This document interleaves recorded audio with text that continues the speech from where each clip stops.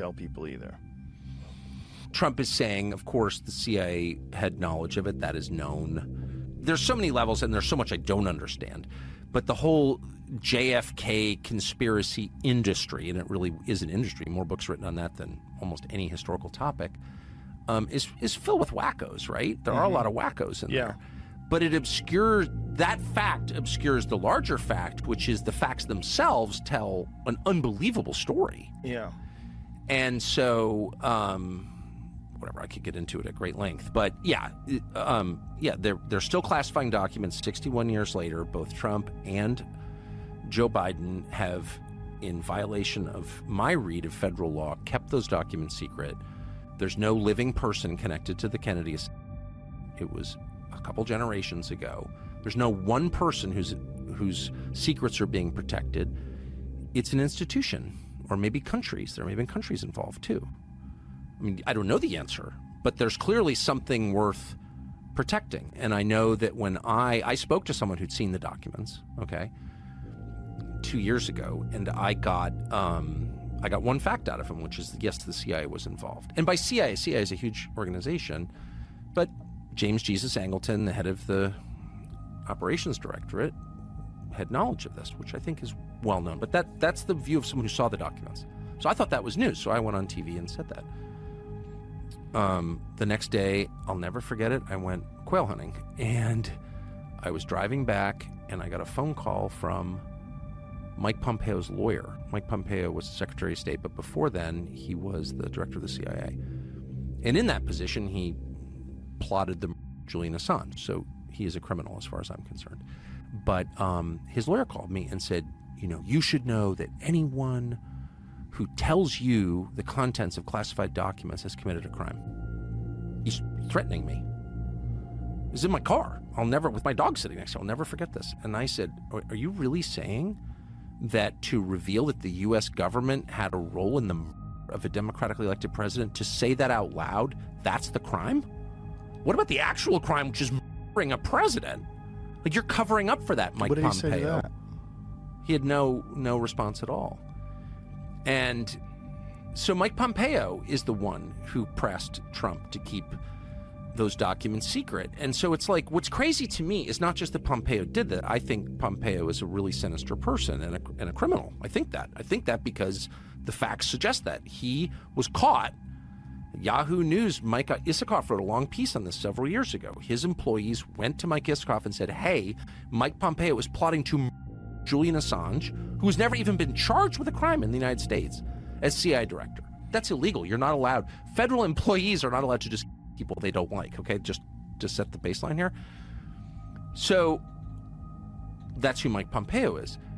But he somehow intimidated Trump into not releasing this. Well, okay, that's all bad, right? I think it's criminal behavior.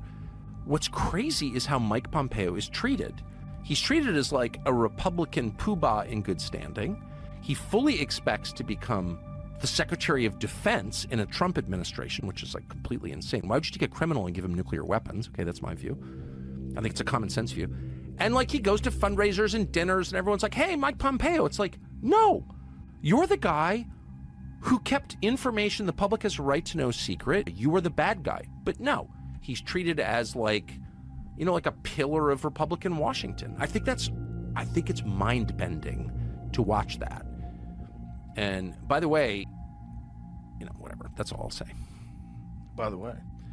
No, I mean, people don't say that because they're worried about getting punished. They're worried about someone putting kitty on a computer. Right. Members of Congress are terrified of the intel agencies. I'm not guessing at that. They've told me that, including people on the Intel Committee, including people who run the Intel Committee, the people whose job it is to oversee and keep in line these enormous secretive agencies whose budgets we can't even know. They're black budgets.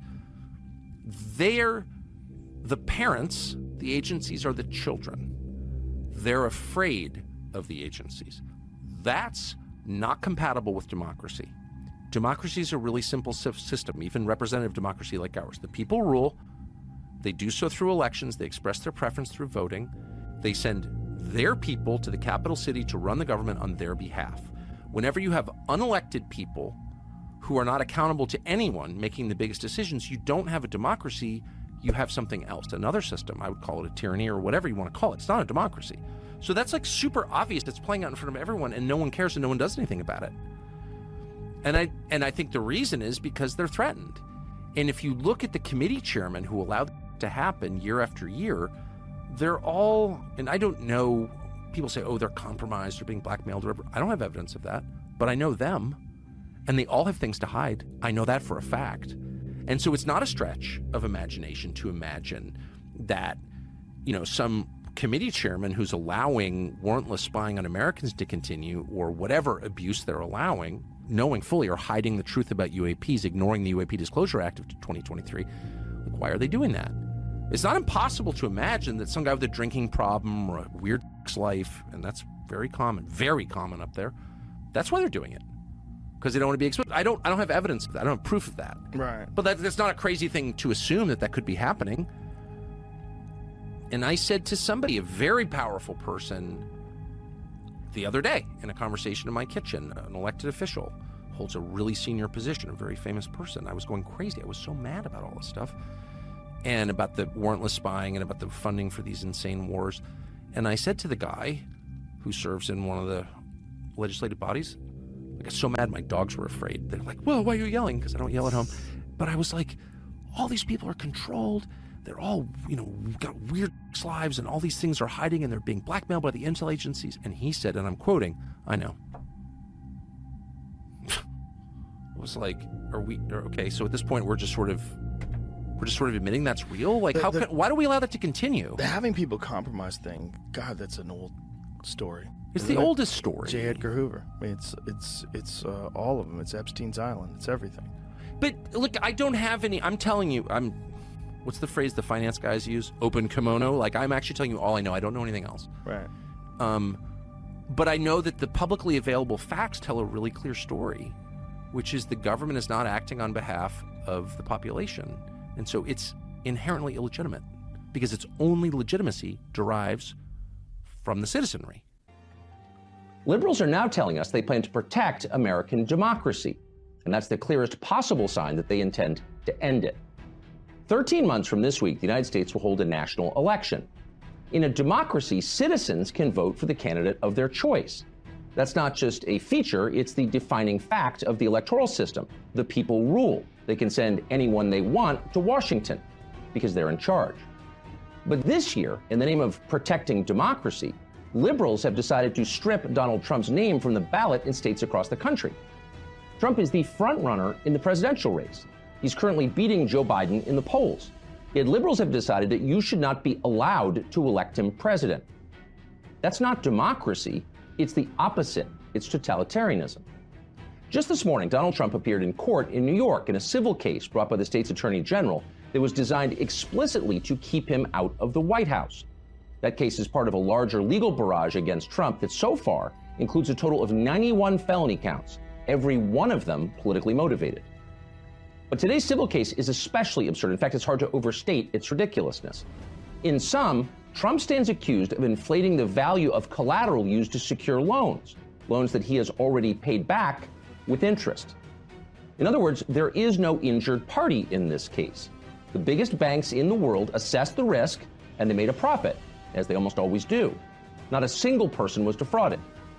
For this Trump and his children are in the process of losing their homes and their... Biden's war on American energy has sent prices soaring, and his latest actions will make it catastrophically worse. It's going to be bad at a level that we've never seen. This will be so bad. If we don't have anything that ties us together when that day comes, and you know what I mean, when the economic crisis comes, because it's coming, like, what's that going to look like? It's going to be very scary. Trump issues a chilling proclamation, vowing to thwart any attempts to rig the upcoming presidential election in 2024, echoing fears of electoral manipulation. Our public obsessions are getting increasingly irrelevant, actually. Increasingly, it's like crazy. A ton more than that statement of financial condition, and she doesn't know how to get out of it because her politics won't allow her. She calls him a bully. She says he's going to bring out racial slurs. He's going to say things today and taunt her. Well, Miss James, you taunted him. Before you came into office, before you saw one record, one statement of financial condition.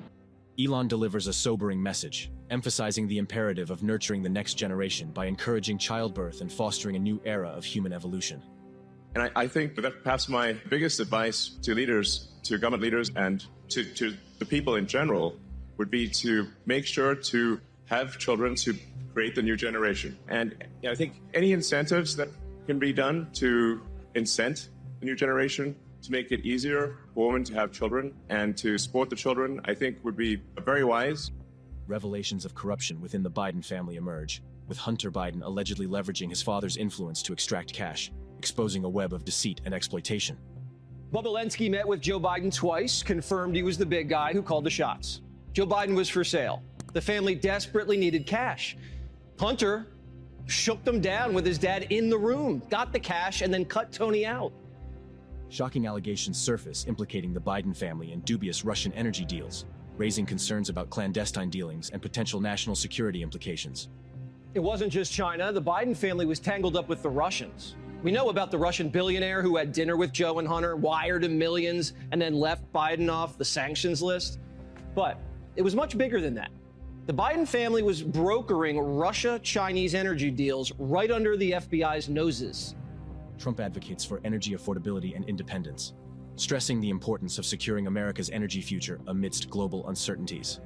If America is going to dominate the world in manufacturing once again, as it did when I was running things, you remember when they used to say you can't have manufacturing jobs in our country anymore? I said, really, why? And we created hundreds of thousands of them. But we must be the most affordable energy and electricity place anywhere on the planet. We have to have affordable energy. Right now we have energy that's weak, substandard, and unaffordable. It's made by the wind.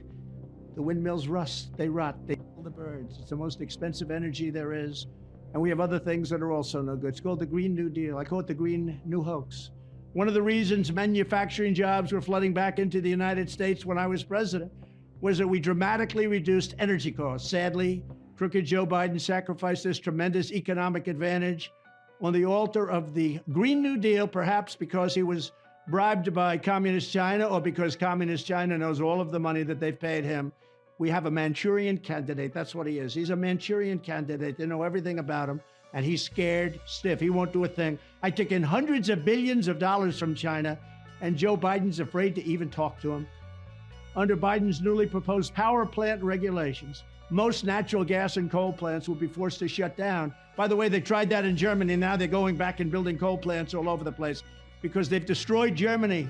They have no energy. So Germany now is building a coal plant every 2 weeks. And China is building a coal plant every week, every single week. They're putting up a new coal plant. Biden's identity politics come under scrutiny, with Trump mocking his purported ethnic and religious affiliations, questioning the authenticity of his public persona.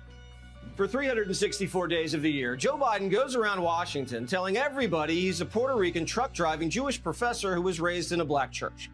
But once a year, every year, Biden taps into his roots. He's an Irishman. There's no holiday the president loves more than St. Patrick's Day. It's the one day of the year he doesn't have to pretend. He just tells folk tales from the old country. Biden's nepotism scandal deepens as allegations surface of using burner phones and aliases to conceal illicit dealings, casting a shadow over the integrity of the presidency. Fannie charged Trump with RICO in Georgia AOC. So if RICO's not a I guess Trump's fine. But honestly, Biden flies his son around the world to cut deals, invites his son's partners to the White House, has phone calls and meetings with them, drops sanctions on them, greases regs for them, gets their kids into colleges, and he gets his entire extended family, from sons, brothers to grandkids, paid millions? Cars, cash, diamonds, expensive scotch? And he uses an alias. Joe Biden uses an alias. They use burner phones to talk. Biden's donors paid his family's back taxes. Could Don Jr. stiff the IRS and his dad's donors square it up before an election? Come on. Investigators have delivered eyewitness testimony, bank records, mountains of circumstantial evidence, plus motive, physical evidence, digital communications, photographs, voicemails.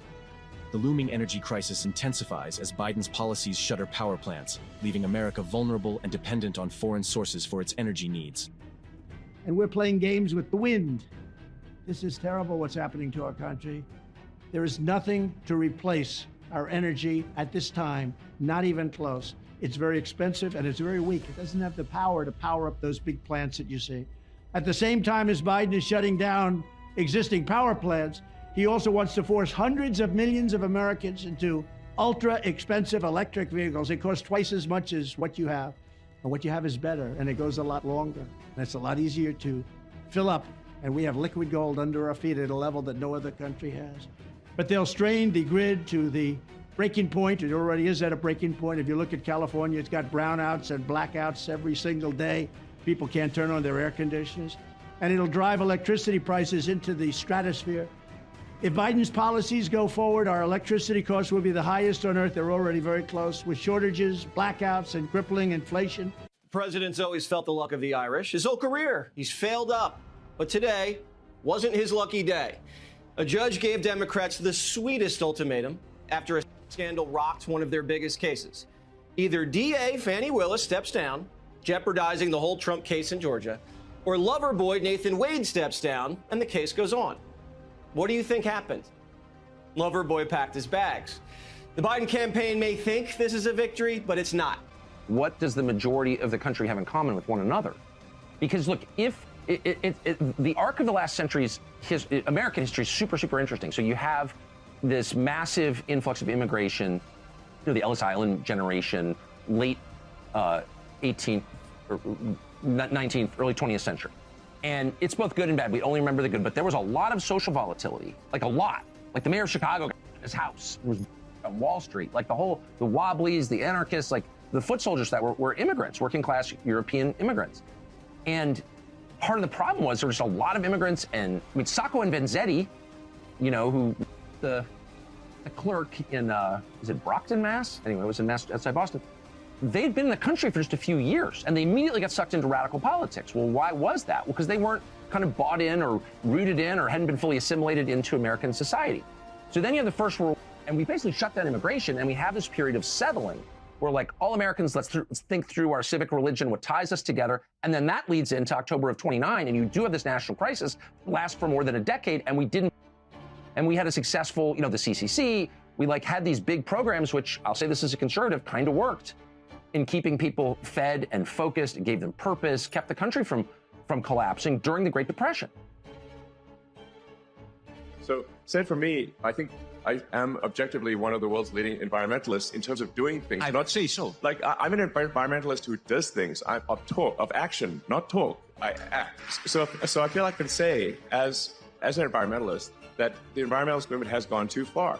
And in that, in the natural extension of the environmentalist movement, if you go too far, you start to look at humanity as a bad thing. You start to look at humanity as though we are a plague on the surface of the earth, as though humanity is a bad thing. And in fact, there are some people who think and say explicitly that, in fact, there was on the front page of the New York Times, there was a guy who said, there are 8 billion people on earth, it would be better if there were none, which is crazy. What we're going to do, number one, we'll have a lot of cash, but that doesn't mean he can take it. I mean, you know what he did? I think he looked at my cash and he said, well, we'll take all of his cash. This is all coming out of the White House. This is all, everything that you see, whether it's that one or the DA. You know, in the DA's office, in Bragg's office, he has his top people from the DOJ working in the district attorney's office in New York. Nobody knows that. Everything is coming out. This is all election interference. They're trying to damage me so they can win another election. If I rear-end your car and crease your bumper, I'm happy to jump out and say, I'm sorry, I can't believe I did that. But if I were to say invade under false pretenses and a million people and spend $1 trillion of your dollars doing it, I wouldn't say a word. I would never admit that was a bad idea. I couldn't. It implicates me too profoundly. The same goes for if I say, locked your kids inside for a year and their brains and prevent them from getting an education. Or if I say, forced you to take a vax that didn't work, that very well might have hurt you. I could never admit that I did that. I just couldn't. Because if I admitted it, I'd have to suffer the consequences. Something very much like that is happening with, which has been in progress now for almost 2 years. We were told at the beginning that our support would allow you to beat Russia and keep Russia from invading the rest of Europe or something. Well, almost 2 years in, none of that has turned out to be true. It's not going to beat Russia. The only person who's been beaten in this is the United States. The U.S. is weaker, measurably weaker, because of our support for in this. That's just true. The verdict is in. And honest, rational people admit that, no matter what their previous position. But the Biden administration cannot admit that, and neither can the U.S. Congress. And so now there is, believe it or not, an effort in progress to get the U.S. government to send another $60-odd billion to the oligarchs in. So another generation of men, this one probably in their 50s, can in a pointless on. They're not going to win, but the U.S. Congress would like to keep this conflict going anyway. This is not something you should import from America. Please don't import the woke mind virus. It's bad. So essentially that, to summarize maybe the woke mind virus, it consists of creating very divisive identity politics. So it actually amplifies woke virus, mind virus, in my view, amplifies racism, amplifies, frankly, and all the isms. And while claiming to do the opposite, it actually divides people and makes them sort of hate each other, and it makes people hate themselves. And it's also anti-meritocratic. It's not merit-based. So you want to have people succeed based on how hard they work and the talents, not who they are, whether they're man, woman, what race or gender, that stuff is all creating, it's an artificial mental civil that is created. And it's not, and let me tell you, it's no fun.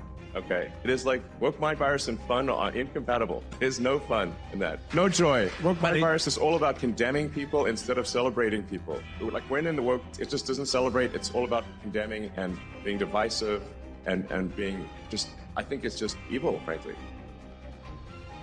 So that's kind of more diabolical than what we've seen in previous generations, and it's much more effective in a committedly polite country like Canada, because you don't know that it's happening. And because a demagogue like that, or your completely bizarre, cross-dressing prime minister, it's true, Prime Minister Blackface, I didn't wear blackface, he did. He 3 times, thank you, 3 times, and I wanna thank you for your commitment to the facts. The Prime Minister, right, the Prime Minister, there on your rights, which is on you and your children, is cloaked in the language of therapy, self-help, and compassion. You're doing this for the common good. Don't you care about the elderly? And of course, being a decent person, you care very deeply about the elderly and the weakest in your society, of course. So what you don't realize is you shuffle off to abandon another God-given right to a totalitarian government is that this is not being done on behalf of a marginalized group or the weakest among us or the elderly. They hijack the language of the gospel to crush the gospel. That's exactly what they're doing. People ask me the question, and we're going to have inexpensive energy. That's going to help us get rid of this horrible inflation. You know, he really had 38% inflation. If you look at it over his term, it's 38%. Anybody that made anything, it doesn't matter because the inflation was greater than whatever they made. We're going to get prices down. We're going to bring this country back, but we're going to make America great again, greater than ever before, and we can still do it.